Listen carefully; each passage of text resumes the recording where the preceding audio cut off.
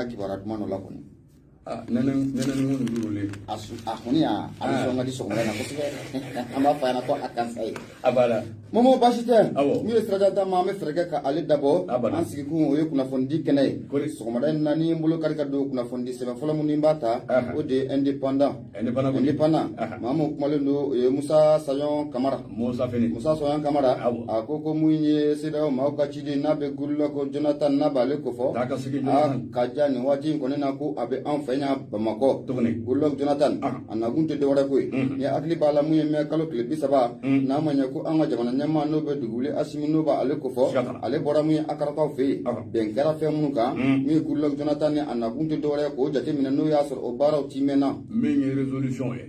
n'a sɔrɔ n'a b'a la ka bato kosɛbɛ a nakun y'o de ye Fatigaba ko a ko kunu mun ye tilelafana to dun waati a y'a ka ja mun ye Goodluck Jonathan ye a ka pankuru kɔni cina mun ye an ka aéroport mun tɔgɔ dalen bɛ Baba Modibo Keita la Senukaw fɛ yen ni n'a fɔ ɲɛ da dɔ la k'a fɔ cogo min na nakun tɛ dɔwɛrɛ ye ka jateminɛ kɛ k'a lajɛ mun ye kumakan minnu tɛmɛn'u ni ɲɔgɔn cɛ Akara Fatigaba ko a ko n'i y'a jateminɛ k'a lajɛ Goodluck Jonathan a yɛrɛ ye tako sɛni caman kɛ jamana in kɔnɔ koyi kalo kelen nin y'a tako nako filanan ye ba Maliba o kɔnɔna la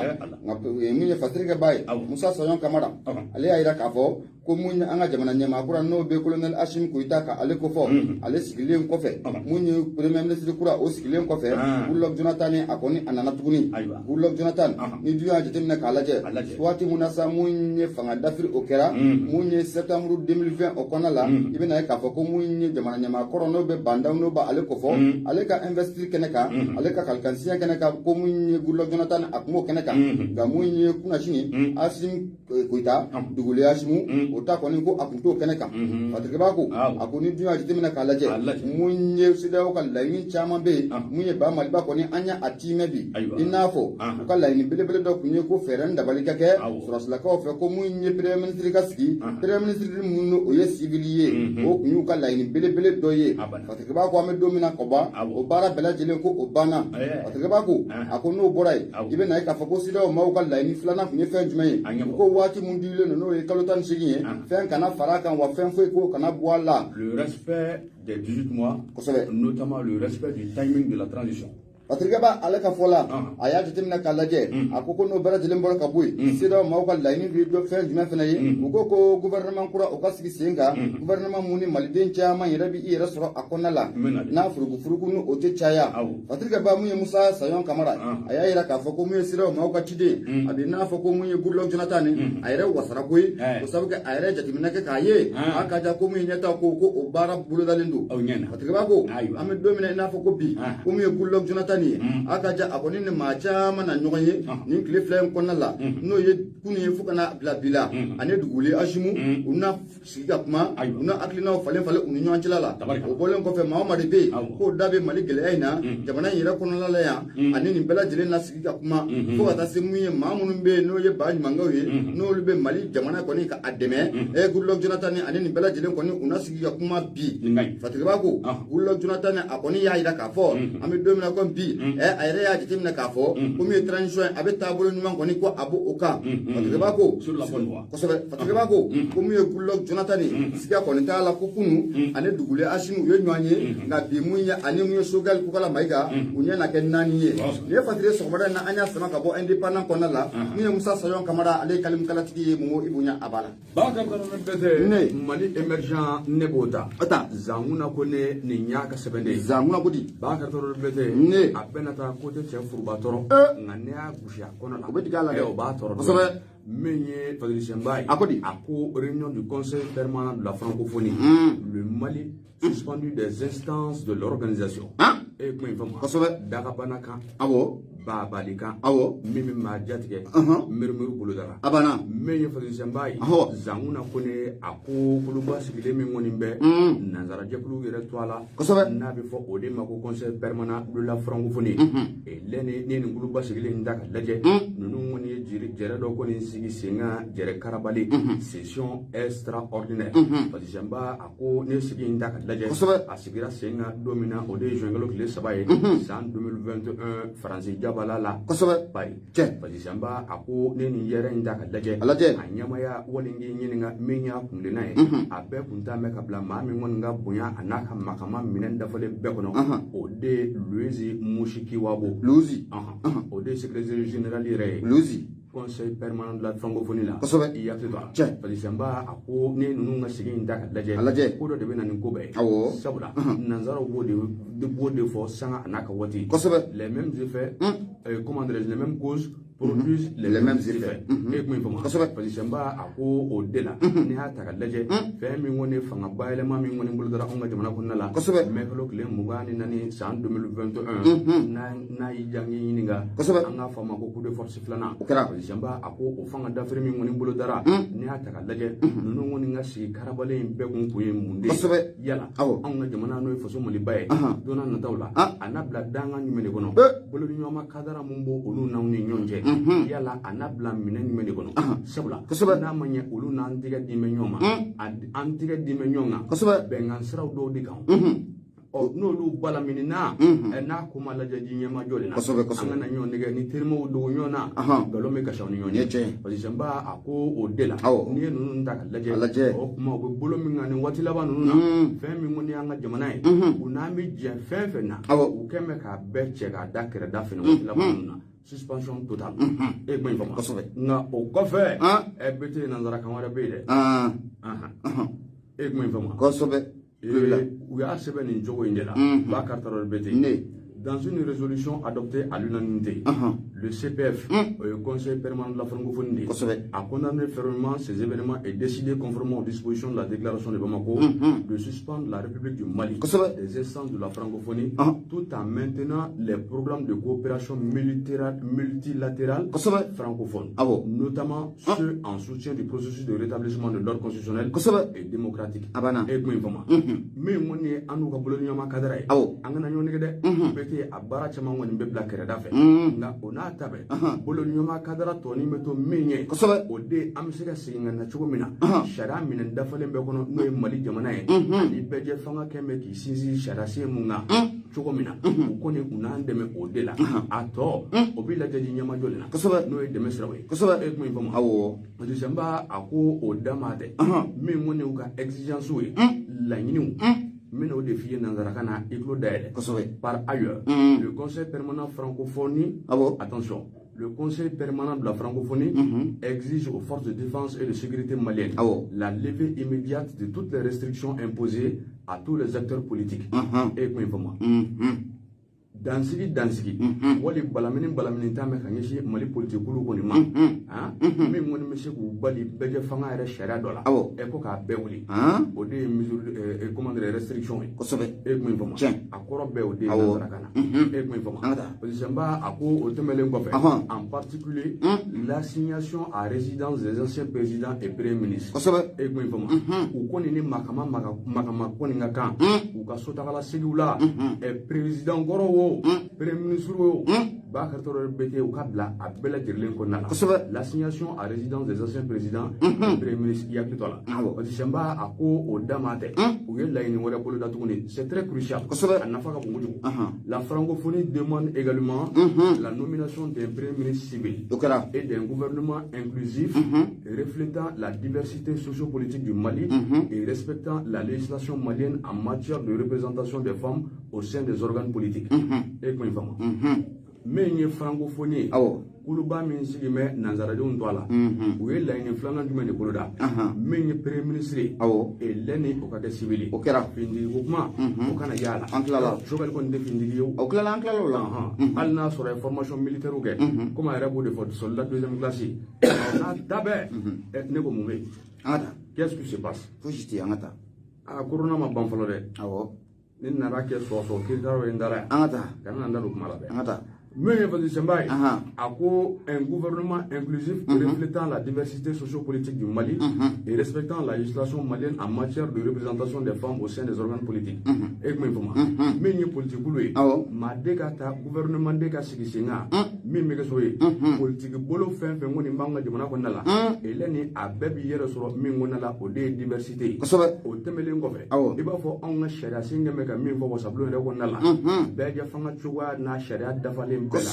min ko ne musolakaw ye u ko ni jɔyɔrɔ ko nin ka jamana mara la politique sira kan eleni u ka sɔri nin bɛɛ la presidentba a ko o tɛmɛlen kɔfɛ min ko ni charte ye eleni o ka bonya o bonya ka se a danna o tɛmɛlen kɔfɛ kalafili waati mun fɔlen don eleni 2022 n'o ye san wɛrɛ nata ye eleni a ka kɛ kalafili jɛlenw de ye min b'i labɛn basigi ani bɛn ni kelenya yɛrɛ kɔdan bɛɛ lajɛlen kɔnɔna la o tɛmɛlen kɔfɛ min ko ni ye francophonie n'o ye nanzaradenw tɔgɔlakulu ye u ko min ye Mali yɛrɛ dɛmɛbaa jɔnjɔnw ye nos partenaires internationaux u ko nin b'a bɛɛ fɔ k'a bɛɛ waleɲuman dɔn sanga a n'a ka waati u bɛ dɛmɛ min da ka ɲɛsin anw ka jamana ma n'o ye faso Maliba ye o tɛmɛlen kɔfɛ CEDEAO basigibaliya fɛn fɛn kɔni anw sɔrɔ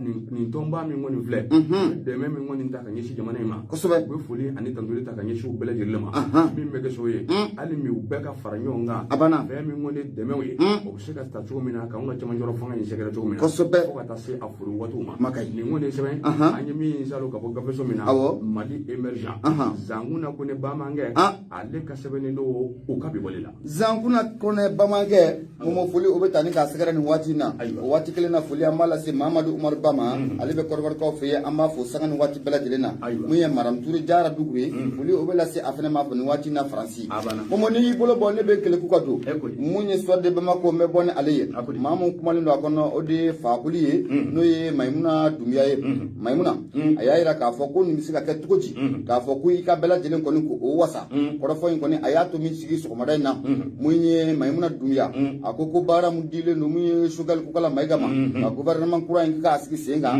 ko baara belebele don koyi wa ko a baara ko a ka gɛlɛn fo k'a fɔ ko a ka gɛlɛn mission herculienne kosɛbɛ o de b'a bolo mun ye Fatirike Ba Maimuna Danbele a y'a jira k'a fɔ ko ni maa dɔw kɔni hakili la ko mun ye Choguel Kokala Mayiga ko a ka fɛɛrɛ ni dabali kɛ joona ko a kana ko yɛrɛ bila ka sumaya a ka gouvernement kura ko o sigi sen kan nka u k'a dɔn k'a fɔ an bɛ waati min na komi sisan ko in tɛ se ka girin ka kɛ bilen ten kosɛbɛ koyi o sabu kɛ jamana a bɛ gɛlɛya min kɔnɔna la n'a fɔra ko gouvernement de ka na mun tɛna kɛ malidenw sago ye k'a kuma ko a bɛ sɔn ka caya n'a ma kɛ gouvernement consensuel a bɛ caya a bɛɛ laban a mankan kirikara kelen ninnu de ye Fatirike Ba Maimuna Dumbuya a ko fɛɛrɛ ni dabali de kan ka kɛ gouvernement kura mun na a bɛ sigi sen kan a ka kɛ gouvernement ye ni maliden caman bɛ yen olu kɔni b'u wasa kɔni ko o sɔrɔ a kɔnɔna la o dun ye baara ye baara min n'a ka gɛlɛn fo k'a fɔ ko a ka gɛlɛn nka k'i bɛ na ye k'a fɔ nin waati laban ninnu kɔni na ko an k'an sigi n'a ye k'a fɔ ko ni Choguel Kokala Mayiga a ka ko bɛɛ lajɛlen kɔni bɛ a ka gouvernement fɔlɔ in de bolo gouvernement fɔlɔ in ko n'o ɲɛna ko a bɛɛ bɛ ɲɛ ko nka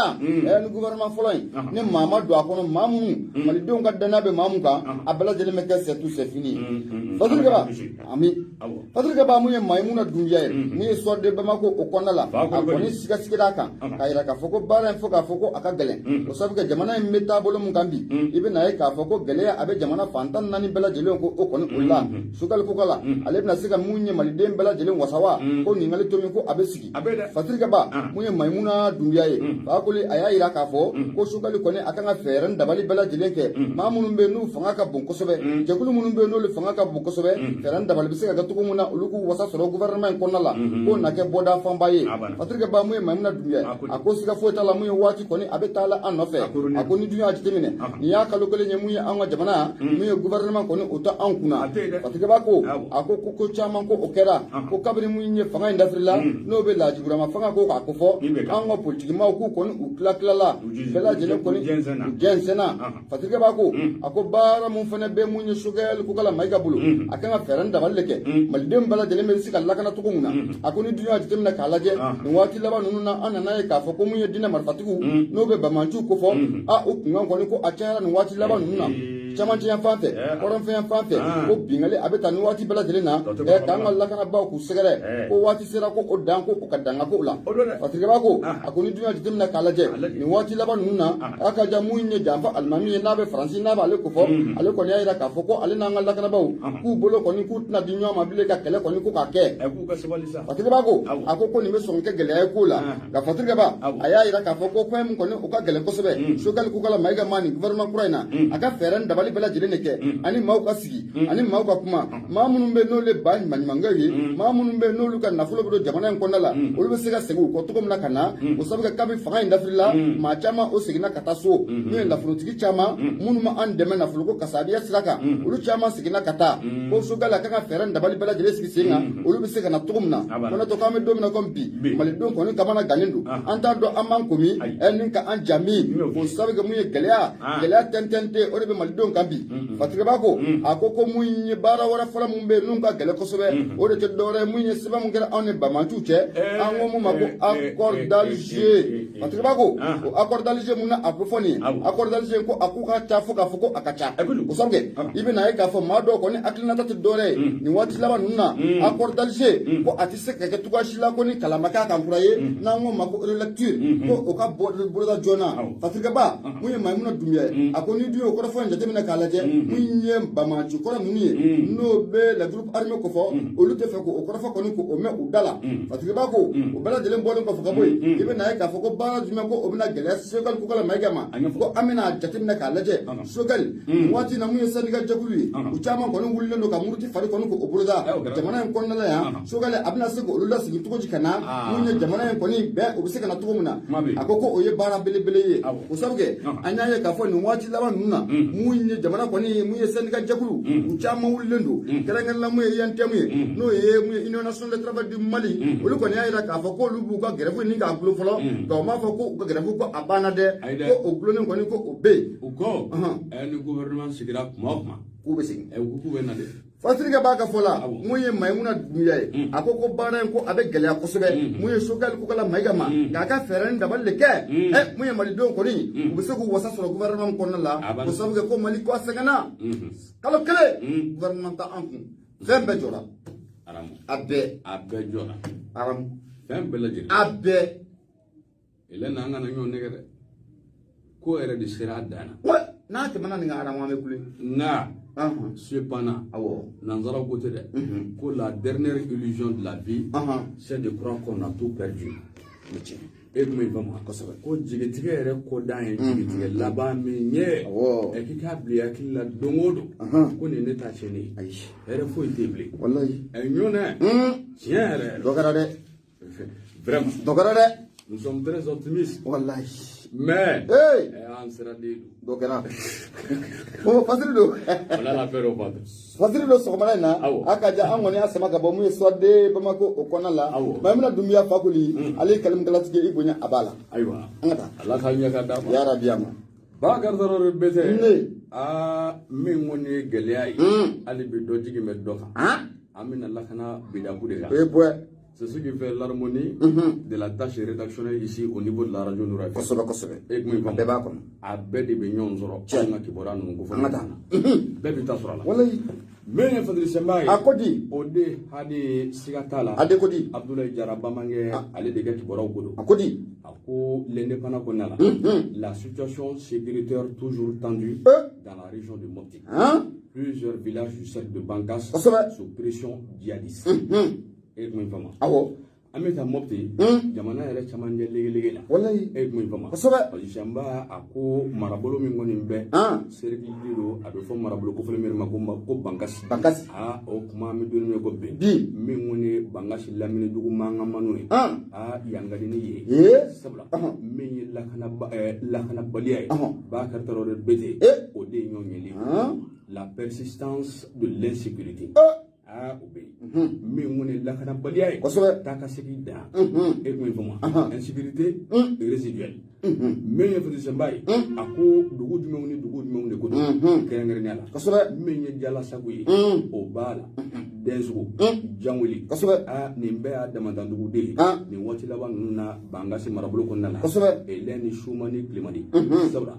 min ye bɛnkanni wale turulabaw ye olu de bɛ t'u kan su ani tile Fadili Senba a ko o da maa tɛ dɔw kɔni bɛ minɛ k'olu ni kɛnɛ karabaden o tɛmɛlen kɔfɛ dɔw yɛrɛ o tunu bɛ kɛ n'olu ye u bɛna dɔrɔn k'u duuru kɔrɔ enlèvement suya olu tali ye o tigilama o tɛ ye bilen hali n'a kɛra ye fɛn nga akagala hasornina kosobe e kuma fama awo wadisamba ako ona nyona damanda ka fara babali waluka o de bolo dalilu ko gelere mingi ample wati mere konnala no samiya kosobe ni hibernage a tetulun jedige sala min ngone chamanje ligege lakana balia o sebe kono nyongeli do wadisamba ako ma kon bi yere iniga na klibala ko sonina min ngone bengan chamaye kosobe bolo no pla restera fe no signature d'accord yi olu koni buludara mi mena ni cessation de vue kosobe cessation des hostilités kosobe mango misika mada chugumi o sera chamanje ni buluda e ankli kon bola ni wati labanu kosobe nda ona tabe mi ngone ni marabolo ko fole nunu ka damene yena ka tabla fo bayere ko ngolo fanda bandaima kosobe e fo burkina kama ya mamela nga fo dansigi mi mani burkina jamana ni nyonje ni nga mi ngone la kana baliya kosobe ni wati labanu na o de nyonje lido o disamba ako o mishali terma ya mwe mi nyi sholani kosobe burkina faso konnala kosana ngoni na ngi nyininga mi nyi jumado yi ka duguje sibirila wuli ka jo sibiri do ne da sibiri de da ataki belebele mbol dara sula burkina marabolo konnala kosobe cher la kera massacre total yere akero yi parce que ba ko wallahi carnage yere wallahi ma keme ani ma bioro kosobe ano sambe o de donna fula yere o de donna yidu wallahi yoro dabushi buena ko kosobe carnage da wallahi allah haynu bela amin parce que ba ako nya ta laje ni njenje fuga jamana duru nunu kosobe ni ngoti laban nunna anga na yo nige ni ngoni ni so ni mbade kanyeshi allah kana tikila mawma kosobe o kuma minya etat major wi ni jamana duru intelingen na bekono a beka laje eleni utiga ni nyoma kosobe min mege sowe fe min la kanai o be shege ko jille jumena sabula on manga ferela kosobe min ba manji ma nunye e lu fene bu ka fere nuna de ubala de dun ta manga bu na ndai sabula an an nafa kele atola kosobe jamba ako o dela ni ata laje tellement que ces rebelles sont aussi autant organisés kabako de dari min katiba ansar edini kosobe choroba no le ninga maw amaru kufa olube o temelen gofe katiba ansaru islamu uno fene shitane ni ala nulu be shitane ce ne sont que des racailles spirituelles shitane ma langolo mum yala ni dine toy nunu yodi est-ce que mais comment wallahi padisamba ako o temelen gofe le groupe de soutien à l'islam et aux musulmans kosobe jesim o de sardina pa nga mawi yada gali ete bo wala ete seneke ibalo sardini biscuit ina doke dogo ni meru la ozisamba ako ona nyona ma damandan kosobe ba mantia wale ubu bara udila sabula ya takalaje ni jamana nunu ni nyonje grendala malini burkina kosobe franje fuga bado debe abi wati jande bo ma ki soro o franje nyere ko nala o mo kema ka yoro sugu nunu de ku nya da yoro abebi la be yinde kosobe ko mi bara jugu fembe boloda yende ku kafo yoro abebi laben be sabati yende kosobe o kuma nu fori ka boy cheni nunu de beta boloda o kuma ni wati laba nunu na jamana duru nunu kosobe eta major ka laje kosobe o tire ni nyoma an synergie mi me ke sovier be mi mone ba manji nunu ye amese ku bugala bu fa chuko mi kosobe aka jangi yininga shila sa shiamba ke ni sebe anyi mi insalo ka boga bezo mina le de pana yere ma horo kosobe Abdoulaye Jara ade ale ka sebe ndo ko ka be bolila Abdoulaye Jara ade foli o be tani ka asgare radio Nura FM ye bi konoto ani nani tomi mururu duru lasile o be ke ka bo jela koroji ka fe ne ga duru sira kelen pew 76 33 43 03 76 33 43 03 mun wati na foli amata ni ka fagu ka belebele ni ka asgare mori no de Mamadou Jara donc robay on me foli tani ka asgare mun ye Espagne kaw mun ye Americain Sikaw olu be kule ni mori de mun togo bi ma warate ko Mamadou Jara fagu ka dani sayi ale do da ma fo kan boy nani Mamadou Jara ka numéro di maru ka numéro atamani de maru te téléphone ta de ma mi mbolo ti bo koloshi la vocal ko ni abol la mekati 24 sur 24 ne ka tursira 79 85 85 41 ni Jara ka ngani numéro ay sama munu bla kara Nura FM na o buya masini chama kera de te chen abana kenaka momo fasiri ameta nae ampiri ma aleta te chaw ampiri niya aleta logement sociaux na ale ko fara aba an hakili jigi Amadu Tumani Ture aba an hakili jigi o la ala ka ɲinɛ ATT la o tɛ wa a b'an hakili jigi ale de la logements sociaux n'i y'a jateminɛ k'a lajɛ mun ye jɛkulu mun sigilen don sen kan jɛkulu mun no o bɛ logements sociaux ni ka a ta ka di maaw ma ale ɲɛmaaba ti dɔwɛrɛ ye o ye Isa Gino e ko u ye birifini ka a sama ka bɔ a la patigibaa ko ko n'i y'a jateminɛ k'a lajɛ jɛkulu dɔ fana sigilen bɛ sen kan an ko jɛkulu l'organisation de défense du droit de logement au Mali damusonya kuma la ODDLM olu kɔni ka laɲini tɛ dɔwɛrɛ ye koyi maa mun bɛ nin commission ba in kunna bi n'o ye Isa Gino ye dɔgɔninkɛ ko a ka taa ka bɔ yɔrɔ in na o sababu ko yuruguyurugu janfajugu ka kow kɛ dibidibi la ni logements sociaux ko in na ko a dɔn ko o yɔrɔ o caman na ami Patrikeba mun ye MD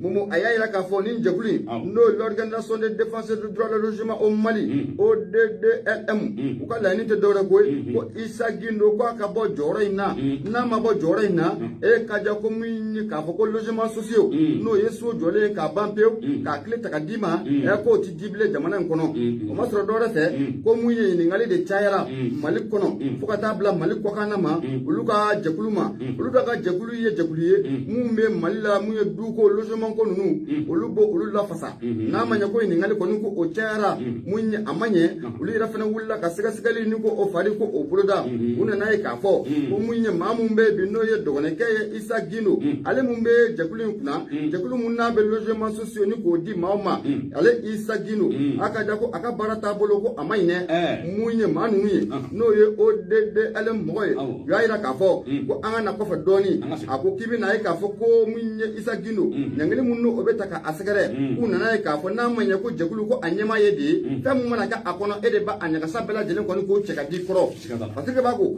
a ko mun ye 400 logements sociaux ko 400 logements sociaux ko a yira k'a fɔ ko o so kelen k'o dira mun ye 31,100,000 ani 100,000 ko mun ye OMH fɛ OMH fɛ awɔ k'o dira fɛ Office malien de l'habitat kosɛbɛ awɔ OMH kosɛbɛ n'o bɔra yen a yira k'a fɔ ko yɔrɔ in ko min ye logements sociaux ko yɔrɔ caman ko o dira dogodogo ni u yɛrɛ ka mafia kilan kunnala la ko maa to o jicogo dɔn la clandestinité kosɛbɛ fɛn mun ka gɛlɛn n'a bɛɛ lajɛlen ko min ye logements sociaux yɔrɔ 50 kun jɔlen bɛ k'a ban pewu k'a tile ta ka di u ma ka ja ko o yɔrɔ 50 k'o ka ta ka di mun ye fantanw ma dɛsɛbaatɔ bisabililahi k'u y'o sɛlɛ k'o sɛlɛla. Je vous comprends. Tu sais souvent, moi-même, je me retrouve encombré par les faits sociétaux. Mais c'est ça. Sincèrement. Il y a so dɔn ban yɔrɔ 50 ko ka di fantɔw ma bisabililayi kana law a y'o sɛlɛ. I b'a dɔn wa ne Mali yɛrɛ tɛ la hawla k'a fɔ i b'i kunna nafolo bɔ ka dugukolo san ko fama kelen da bɛ taa yala fo ka taa fama sigiyɔrɔma 2 3 ko bɛ taa laban falaki ni fu la ne Mali ne m'o ɲɔgɔnna jamana a tɛ jamana si de Mali aram où se passe le respect autoritaire a banna fanga yɛrɛ bonya bɛ min Patrikɛ b'a ka fɔ la Momo fanga baarabaw yɛrɛ mun ye empire kɔnɔ ye MD a y'a yira k'a fɔ ko mun ye ODDLM ye u y'a yira k'a fɔ ko n'i dun ye Isa Gino yɛrɛ jateminɛ k'a lajɛ Isa Gino ale ye maa ye mun ye an ka jamana masakɛ kɔrɔ n'o bɛ Laji Burama ko fɔ o ka fanga minnu a dafirila ko o furumuso o de ye mun ye Isa Gino ka a jagoya tingu maaw kun nin jɔyɔrɔ in na mun ye ODDL mɔgɔ ye u ka laɲini ko laɲiniba ko o ye 3 ye laɲini tɛ dɔwɛrɛ ye ko n'i y'a jateminɛ k'a lajɛ ko mun ye fɔlɔfɔlɔ o ye fɛn mun ye mun ye yɔrɔ 50 mun a kɛrɛnkɛrɛnla k'a di fantanw ma o yɔrɔ 50 ko a taara yɔrɔ jumɛn ko o ko o ka ɲɛfɔ yɔrɔ in bi dira ko 2019 ko o ko a ka ɲɛfɔ joona o bɔlen kɔfɛ ko mun ye dɔwɛrɛ bɛ yen ko filanan k'o tɛ dɔwɛrɛ ko a yira k'a fɔ yɔrɔ ninnu caman bɛ yen ko a dira dogodogo ni dibidibi la nafolo kasabi dɔw bɛ taa sira dɔ fɛ maa tɛ mun taga sira dɔn ko a waati mun ye département mun tun bɛ Habitat kunna n'o ye ministre mun ka baara kun bɛnnen don nin baara in ma olu da gulɔbɔrɔni sigi k'a kɛ comme u tɛ ko kalama o sabu kɛ mun ye masakɛ muso ye o ka maa sigilen o don Patrikɛ b'a ko a k'u nana ye k'a fɔ ko mun ye fɛn sabanan mun bɛ yen n'o yera Gino kɛ la dɔgɔnɔ faama o tɛ wa ko a yira k'a fɔ ko a kun kɛlen bɛ ka sɛbɛn dɔw labɛn ka maa dɔw tɛgɛw k'o labɛn k'a yira k'a fɔ ko mun ye yɔrɔ diko filanan mun ko nka kan kɛ n'an k'a ma ko deuxième tranche kɔɲɔmuso yɛrɛ ye bali ko a ye dilan da ko o yera a la Mais quelle ombre plantine sur ce genou? Quelle ombre? Eh, tu crois pas oui. Ah, Shijado. ah, Shijado. Ok, autant pour moi. Ah, faut oublier Shijado. Non, autant pour moi. Ndado. Parce que ma ay mo ni sayete. Wallahi jamana en konna la. Ite dogono den su na bada. Na abugume Johnny ka setiga ko fadi.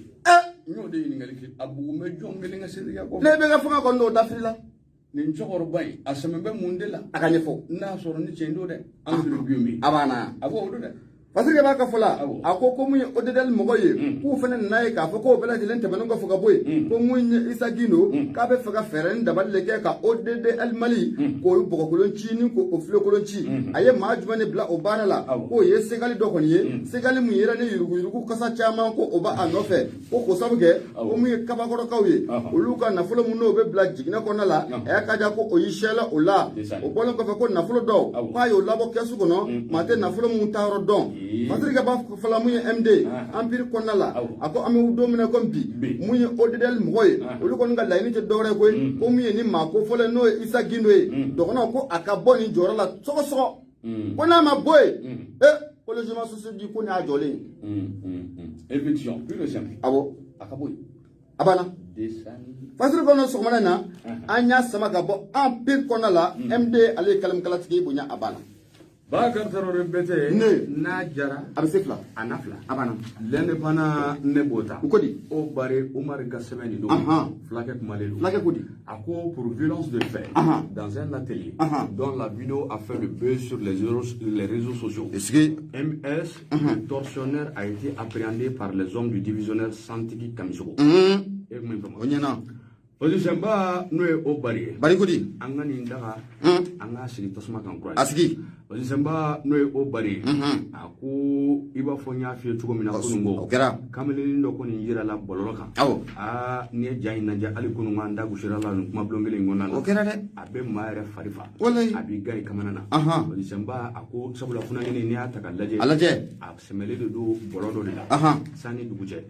be muni negay abala minimbe odila ligote asirimbe juru atiseka laje Ozisemba aku ni ata kalaje suneli kalaw ga suneli manjine ba ko mere ma ko salibo o de shorimbe e kurana o bo dada o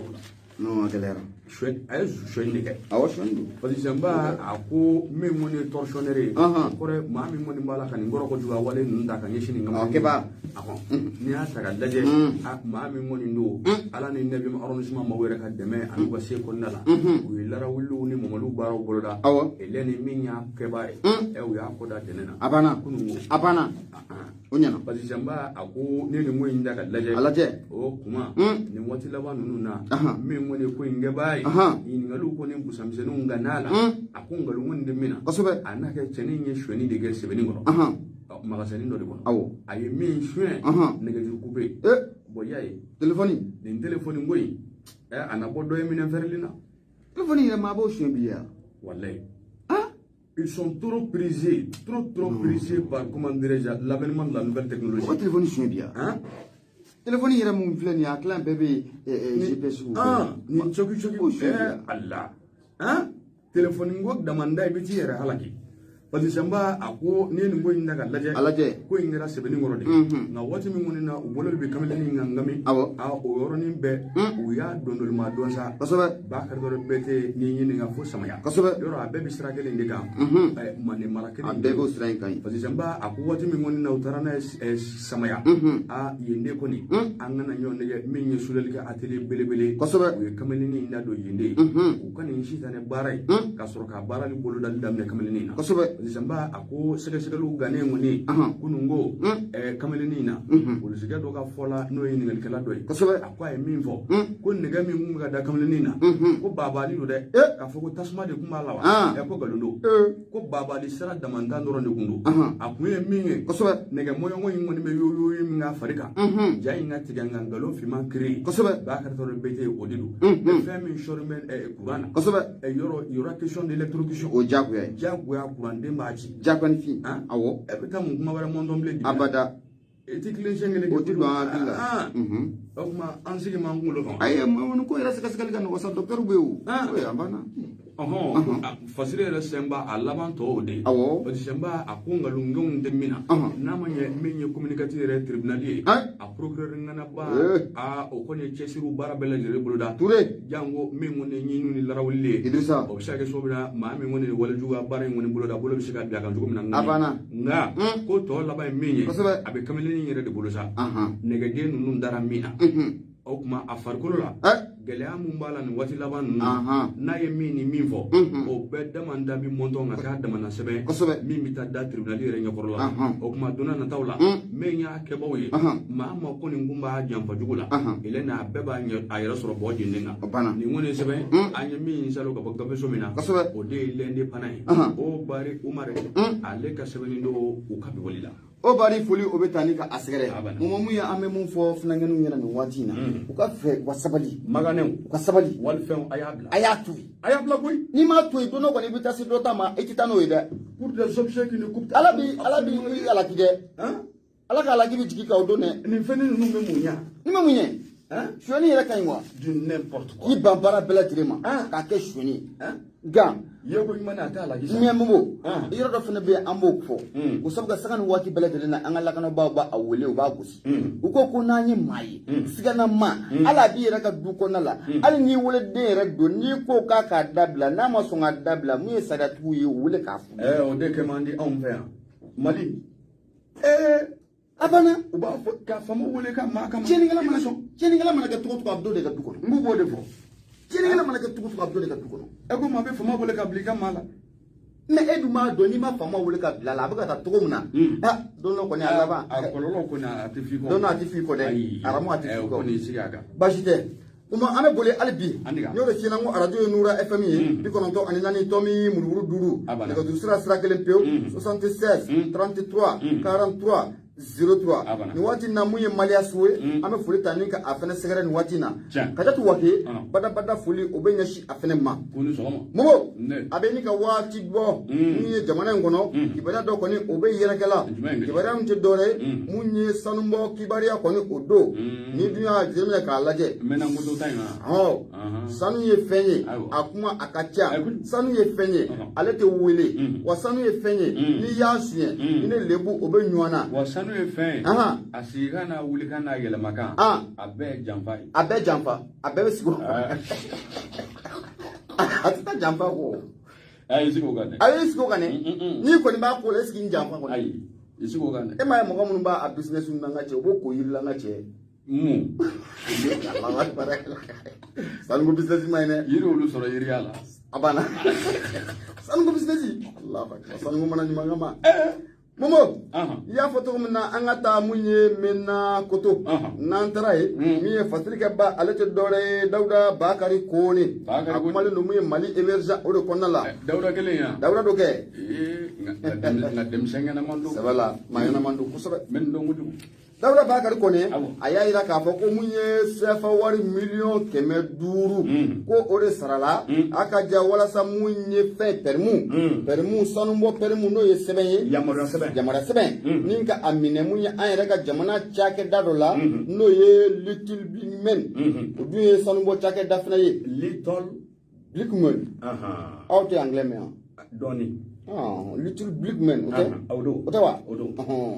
Patrick b'a ka fɔ la ko a minɛ n'olu la ko a kun bɛna minɛ olu la a bɛ n'a fɔ a kun bɛna minɛ olu la 500,000 o de nɔfɛ a 500,000 a dun taara jɔn poche kɔnɔ Patrick b'a y'a yira k'a fɔ siga foyi t'a la nin waati in na nin sanuko affaire mun na a bɛ jamana in kɔnɔ ko lasigiden minnu bɛ anw fɛ yan kɛrɛnkɛrɛnnenya mun ye Canada lasigiden fo ka taa fara mun ye Américain ka lasigiden kan olu bɛɛ lajɛlen sɛmɛ nin ko in na ni ka cakɛda ye ni ka a minɛ Mali baarakɛlaw la ni k'a di Canadakaw ma olu ka cakɛda mun n'an tɔgɔ ko Bedegol k'u ka a di u ma Bichugol a banna Bichugol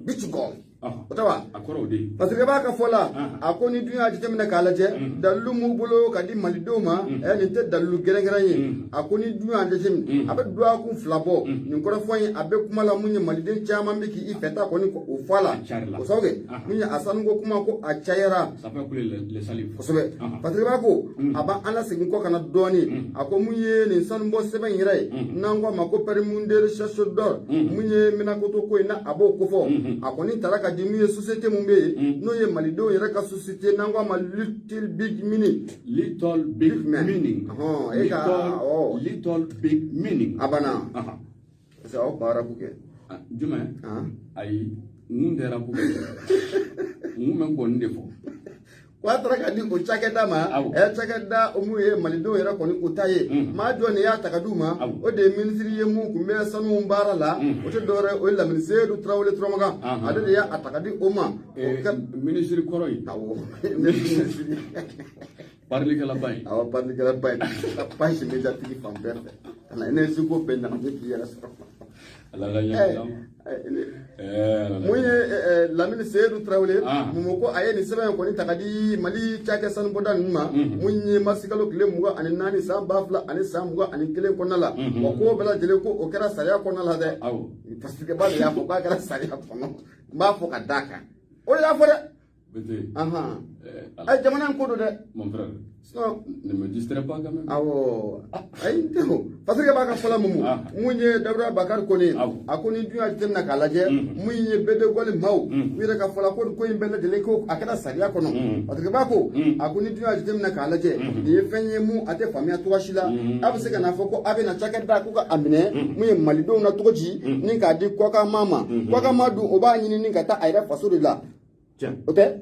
Patrick b'a ka fɔ la a y'a yira k'a fɔ ko ɲininkali de ko o to min ko o bɛ sigi maa jɔ de kɛlen bɛ k'i sen da nin denmisɛnnin finankɛni fila ɲɛ minnu ta ye Little Big Meaning ye ni malidenw yɛrɛ o don jɔn de bi k'i sen don nin ko bɛɛ lajɛlen na ni ka a ɲaami mun ye Patrick ba a ko ko n'i y'a jateminɛ k'a lajɛ mun ye BD Gɔli maaw ye argument mun b'u bolo ni dalilu mun b'u bolo k'o ɲɛfɔ malidenw ɲɛna olu y'a yira k'a fɔ ko mun ye olu ka société ko o bɛ baara créer ka di malidenw ma a bɛ baara di malidenw ma o bɔlen kɔfɛ u b'u disi gosi n'o ye k'a fɔ ko mun ye miliyari caman ko olu o de bɔ jamana in kɔnɔna la ka nin ko in ka a ɲɛɲini o bɛɛ lajɛlen bɔlen kɔfɛ maa minnu bɛ actionnaire la olu fana b'u disi gosi n'o ye kosɛbɛ ka kule n'o ye fan bɛɛ lajɛlen fɛ nka mun ye société in yɛrɛ ye maa minnu bɛ ka a lafasa yɔrɔ mun bɛ yen n'u m'o fɔ malidenw ɲɛna tiɲɛ don olu bɛ mun ye miliyari caman don a da fɛ nka miliyari mun n'u b'o sɔrɔ a ka ja u t'o fana fɔ malidenw ɲɛna o ye fɛn ye ko o tɛ faamuya parce que b'a ka fɔ la a ko ni société yɔrɔ in fɛnɛ permis mina koto yɔrɔ in ko n'a taara ka di malidenw ma a n'a kɛ sababu ye nafolo min yɛrɛ bɛ sɔrɔ a kɔnɔna la o na jigin mun ye Mali wakano kɔnɔna la a wari bɛ munumunu Mali yɛrɛ kɔnɔna la ko nin tɛ se ka faamuya cogo si la mun ye finankɛni denmisɛnninw malidenw don waritigiw don u bɛ jamana kɔ kan n'u nana k'a fɔ k'u ka baara kɛ jamana kɔnɔna la a bila ka ŋɔri ko o da u ɲɛ fɛn mun yɛrɛ n'o bɛ maa kabakoya parce que a y'a yira k'a fɔ ko ni dun y'a jateminɛ k'a lajɛ nin 500,000 mun n'an y'an da don a kuma la a ka ja k'i bɛ na ye k'a fɔ o 500,000 in a kun kan ka di maa mun ma ko de tɛ dɔwɛrɛ Mokhtar Wan minisiri ɲɛmaakɔrɔ awɔ a kun kan ka d'o de ma awɔ k'o de y'a bɛɛ ɲagami Bamugu wa a Bamugu Bamugu ye ɲagami dɛ ala Mali ko na to nin ma wa n'i mana da maa mun na sini sɔgɔma ayi o tɛ o sɛnsɛnko ɲuman bilasira kojugu ala a na to nin ma Patrick b'a ka fɔ la ko n'a ma ɲɛ ko mun ye Bamugu ye n'o bɛ Mokhtar Wan n'o bɛ ale kofɔ 500,000 ale y'o sɛlɛ a ka poche kɔnɔna la k'o de kama ko a ye cɛsiri ni wulikajɔ bɛɛ lajɛlen kɛ Bamugu kelen Bamugu ye fila ya Mokhtar Wan Bamugu kelen n y'a to n wuli Mokhtar Wan filakɛ jan ale don Bamugu don Patrick b'a ka fɔ la a ko k'i bɛ na ye k'a fɔ ko Bamugu kɔni ko a ye 500,000 in ko o sɛlɛ a poche kɔnɔ k'o de kama ko a y'i cɛsiri kosɛbɛ minisiri mun bɛ yen n'o ye ministre de l'énergie et des mines o minisiri kɔrɔ n'o ye Lamini Seydou Traoré ko ale k'i bolo nɔ bila sɛbɛn na sɛbɛn mun b'a yira k'a fɔ ko mun ye Little Big Meaning ye ko olu ni cakɛda in ko a man kan bilen ko mun ye Lamini Seydou Traoré ale fana ye Muruti Fadi ko o boloda a waati la ko tiɲɛ la a waati la mun ye an ka bɔlɔlɔ sanfɛla la a kuma cayara dɛ jamana kadiri ba fila bɛ ka taa conversation k'u ni ɲɔgɔn cɛ n b'a kɛ n t'a kɛ n t'a kɛ secret d'état audio ni mboira n ka mo de ma bɔlɔlɔ kan an ko ni affaire de don la petite audio ni affaire in de don qui a dû fuiter ni affaire in de don aram affaire foyi tɛ ni affaire in de don tu l'exécutes ou pas abana ni affaire in de don c'est ça quoi oui ni sanuko ni je me souviens Mamadou ni donna sanuko la ni mi farati be de sanuko amai o ma fio ayi Ni a meko showbiz. Sanu de showbiz. Abana. Car le biz est trop chaud. A ko ka galane. Parce que baka fola na manya ko muye motorwan ale ko ne million ke maduru ni ko oshele aposhi ko nala ko ale jakuya ko fo yoran ko akadi munye Canada ka oma wa fasige ba aya ira ka fo no re fie na woni ye chef antoli gelenga mamu kusoko aya ka jamu ye gongora o ka jamfa o bala de munye American do nyo oluka la sigide mu sigide ma fe ya fuka ta faramu ye Canada ka ka olu sembe ni ko ina kosobe usabe o de usendo ala tucha ko fo motorwan ko aka million ke maduru ka ashene aposhi ko nala wala sa muye yoran abeseka duma. Rappelle-moi le nom de cette nationalité. Mais pour Canadien, moi je sais pas quoi là. Ah ouais, l'ambassade des États-Unis et celle du Canada. Donc, mais caché au loup. Ah ouais, mais caché au loup. Voilà. Bon. Fatrika baka fola akoni koni efenye antina so abada ninga anyanya jamana konala tena akadi malidoma oluba nyini ka do mali konala wa obuna barada chairman ko okriye o mangu sa akadi maoma maamunu no oluba achekata uira ka jamana ko kanwa koni ningaliye atomi abesi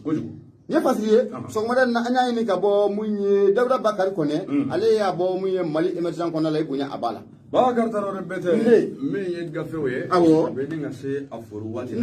na ona tabe ali bibe kum to ni bala de ma jema na ntide ma jema jo magi tage kalabanji aya fama baba be yin zambe kalabanji ko baba ka ya fama ngata Allah ka yin ga dama ngata bakari ne lene pana nebota ata nebo ete muso koriwa Essa não é boa, se a moça não for uma mulher. Ni sa so fefe ma wuli o te sugala Bereta o kama. Sugala te. Wasisa ni wati na bita so do le salon wanala. Udale me ket sono. Janaba ni taga na ya fa baraka ne wolede. Kaja wira dale me salon wana usulan kasab mom. Wa so o ga so musaka ne me ko ke kuna. Ngole baake. Adunga samali. Oro baake. Yoro ashimi ngo trende vie. O bana de l'État dobina boala ko amba jeni dobna bola kati balo muso wele nandi ite nandi ka firwe na doya itebe na ni diama dongolo shekuru flami faso de basa abana ka keleye Allah ko faso de basa abana abe be wele ko be kana ko be kana ka firgo do Allah kuran fudo sa faso de basa ne che barage ma fi na ngwena zi mo ko surutu la nga che suguru la donga ma jare wo ndaro ngo miye kan fi ena zuma ni mo ko usurutu la dongo suguru ndo ko ndala mo ama jare installation anarchique non Allah akbar kan ne do yele nyonga kuranzong ka clé kuturu katarake ventilo tifa atifa ibu me woni ngono clim miga frigo te fa kalu lega sarata kemen biduru amodo e foso infa abana no ma boli sarakulu nganjo mi bolaka no boray uku karika do sukuba ko nala ki banga vienti taka ki ne ko e ka moto vienti bala folo nambi doni fo nyaay anga do fa acala ka wi be ki bla regila o de ba to jamana bitaw angata e ki banga musaka jamana kanga musaka ni min soro sali na ki bango sa e fonctionnaire be sara jogodi o te ko yede amana wuli ya bedu ere mundi iye mundi yere ye munga jamana angata il faut qu'on se tue les responsabilités. Et comment il faut qu'on se fasse. Bakar tarore bete. Na jara nya fi nga bi fla. Wa bi sigoro ma de. Bakar muso kori. Sabula. Na soro me kalu wati. Inyele nu way wuli. Ambe ni sonja bake mali kono. Okera. Ko mi woni ambalu muso e. Ni nga mali dendo na toy alima sise. Sise. Leni agarzigara wallahi wa garzige sigoro ma chama mi ngara sube fe mi de ngono ndo nyona bonyongo e ayo zoro awo e ko mboma kasabe maroko jamana ko nala daga bana labitani so dola wadi samba ako ni ko inda ka leje awo an woni ni sonja mi nge e do fane do wara soro min ta yanga ka boni malide inda wallahi bakari o de gara ka ba ko dabali ba wadi samba ako yala o fane muso ngane jondi do anyefo South Africa jamana abi boyinde Nelson Mandela ala kanyinala ni jokoroba sanumai muso ngane mi bo o de ka jamana la kosobe e ko mboma awo ashi o debi talige sam bisaba ani wolum la nyona bonyo aye doke 37 ans awo mi ngoni kunu ngoy ka kuna jini ngo awo ndene ala ya garziga dena ale de a be farle nyonga abeti jo dengulu tandela dengulu tan 10 enfants mais que faire Allah ka baara tɛ wa cɛ nin ko in bɛ ka taa cogo min na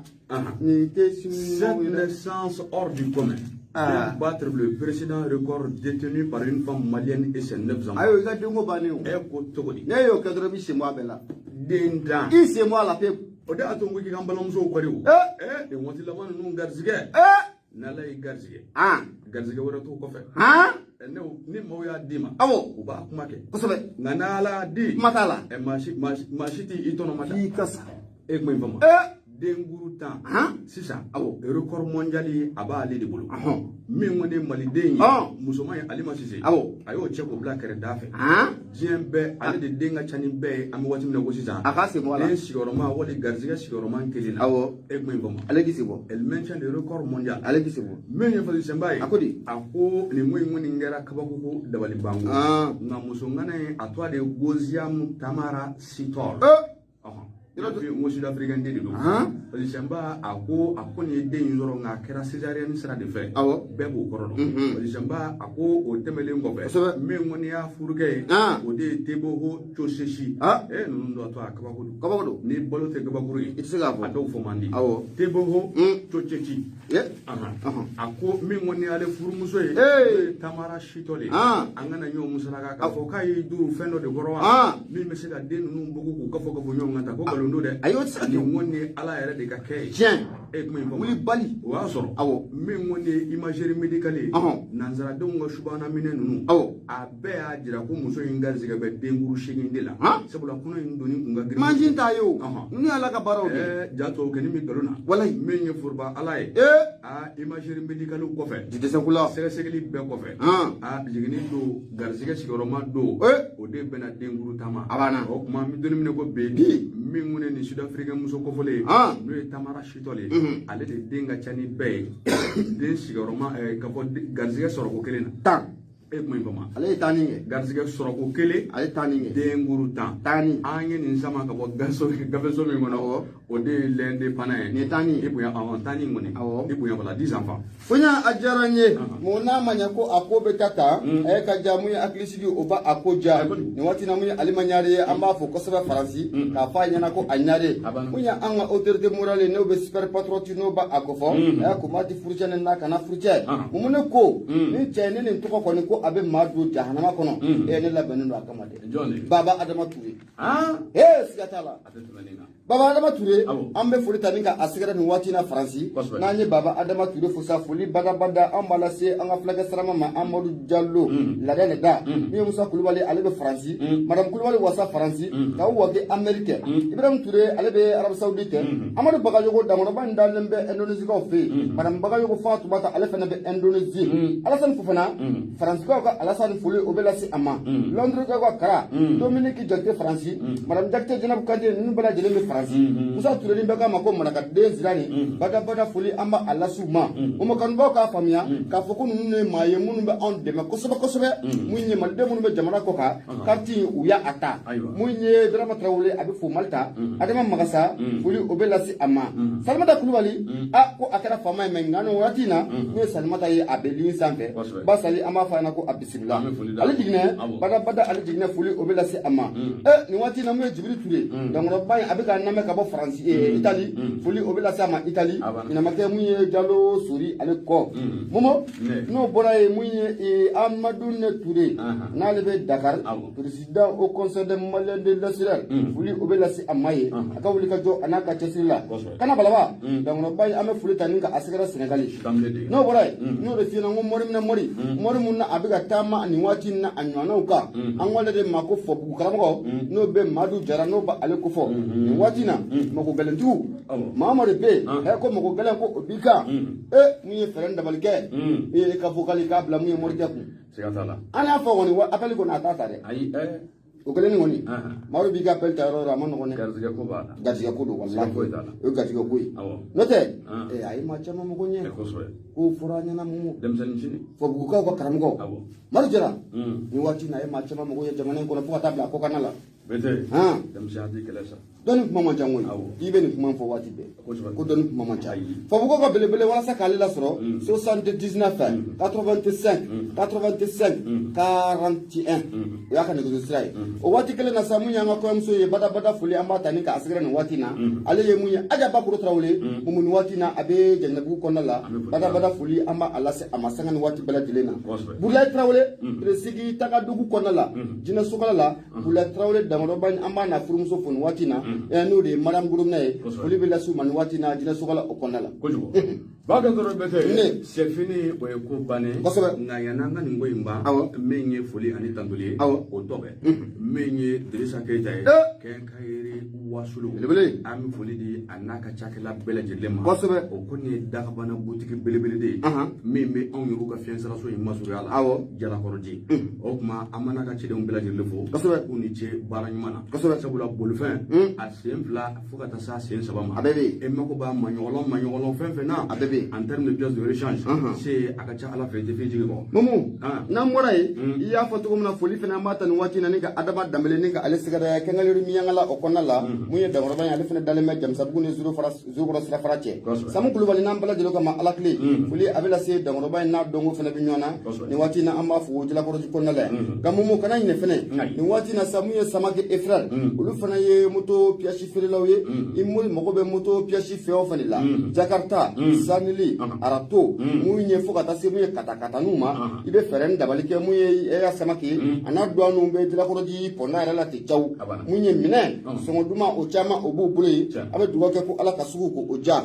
Mumu y'a fɔ cogo min na waati kɔni a sera fo k'a fɔ ko a sera nin waati na sa an bɛ bɛɛ lajɛlen fo k'a bɛɛ lajɛlen waliɲuman dɔn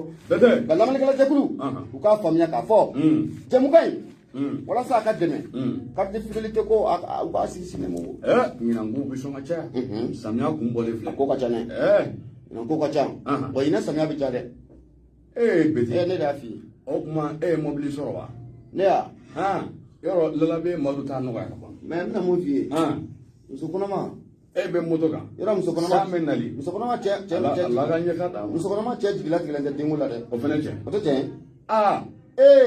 senantigiw n'a m'a lajɛ diɲɛ ɲɛma jɔ de la samiya selen don dɛ n'o kɔni bɛ sɔn ka k'a la u bɛ sɔn ka f'u jigi kɔ sabula ni san y'an dan sigi sira la a ma nɔgɔ a ye foyi yɛrɛ man jugu san donni ni arajo cɛ